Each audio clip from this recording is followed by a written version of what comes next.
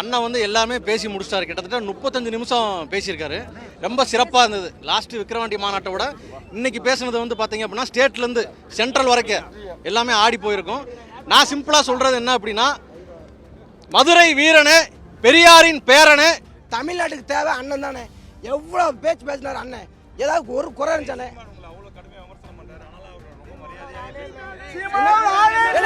எல்லாத்தையும் மரியாதை.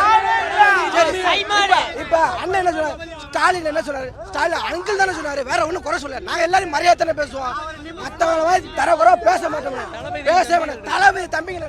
போன மாநாட்டில் தண்ணி பிரச்சனை வந்துச்சு. இந்த மாநாட்டில் தண்ணி பிரச்சனையே கிடையாது. அங்க பாருங்க, கேமராவை திருப்புங்க. எத்தனை பேர் அங்க பாருங்க, கேமராவை திருப்புங்க பாருங்க, எத்தனை பேர் தண்ணி எடுத்துட்டு போறாங்கன்னு. தண்ணிக்கு பிரச்சனை எல்லாம் போன மாநாட்டில் நாங்க தப்பு செஞ்சோம், இந்த மாநாட்டில் நாங்க திருத்திக்கிட்டோம்.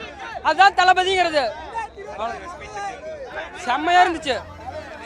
இருக்கிறதே உண்மையா சொல்றாரு தளபதி.